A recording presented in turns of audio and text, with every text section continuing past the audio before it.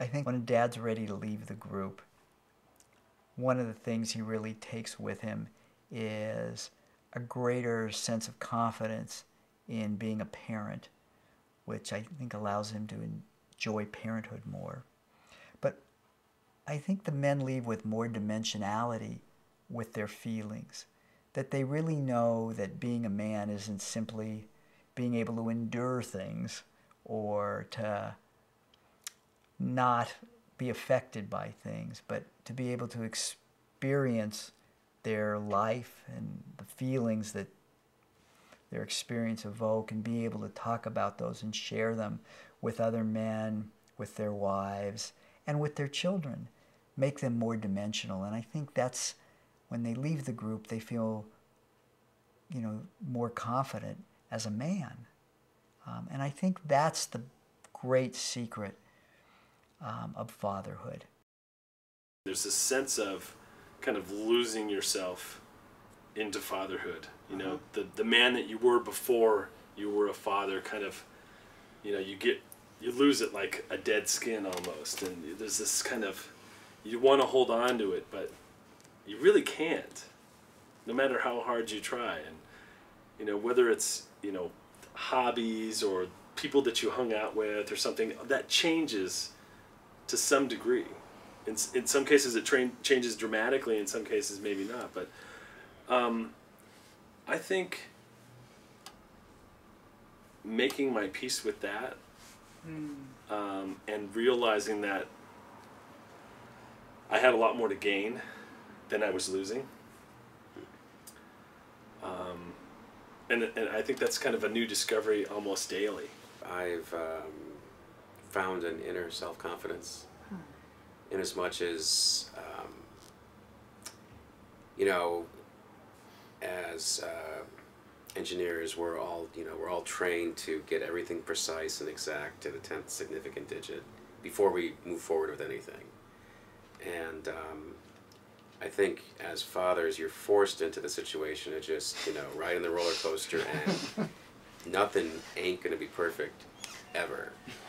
And you just gotta fly with it, and it is what it is, and it's fine, it's wonderful. You just wash out their mouth after they eat dog poop or dirt, and you move on. And so I think I guess I've learned it's okay to just go with the moment, and that, all the things that you don't have a clue how to handle initially,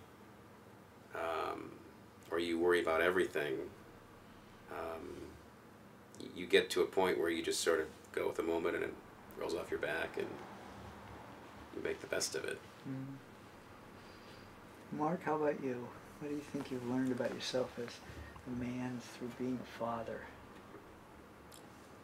Well, it's a little like what Rob was saying, readjusting one's ideas of priorities as far as like what I, as a young man, would have thought was my priorities, and always leaning to that and thinking of what I was losing and really gaining so much more. I think Aiden was about a year old, and Heidi and I were just like really focused at that time about we need to take a little time for ourselves.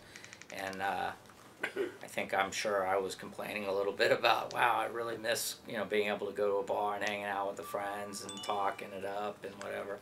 And one night she said, why don't you go ahead and do that? And essentially everybody was there, everybody that I hadn't seen for almost a year. And about 10 minutes into it, I really felt like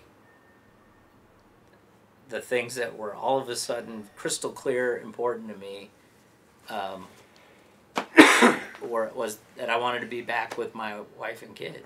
I wanted to be home, and I kept talking to people that I hadn't seen about the baby and how exciting it was and all the different things, and they were totally disinterested, and it was like, okay, that cements it. I really have stepped over some line. I want to stay on that side of the line, and that's fine. Goodbye. I got to go home. I want to go home and see my wife and kid. If I had kind of given in to the gravitational pull of my children earlier, right, and realized that it's about them and not about me, right, and let my life kind of revolve around them, I think giving up a lot of those things would have been easier. You know, because I think as men, before we have kids, you know, those man moments are, you know, it's about accomplishment.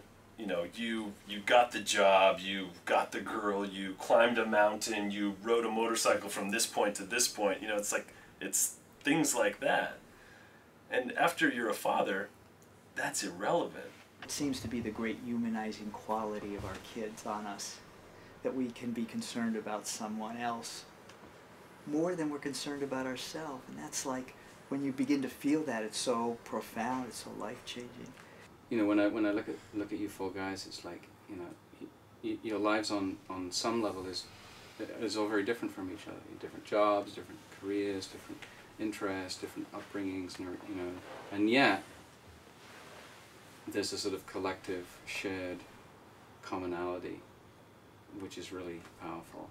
And so for me, you know, it just makes me think about, you know, no matter how different I think I am as a man to other men or other fathers, underneath all that, as a father, we're totally the same.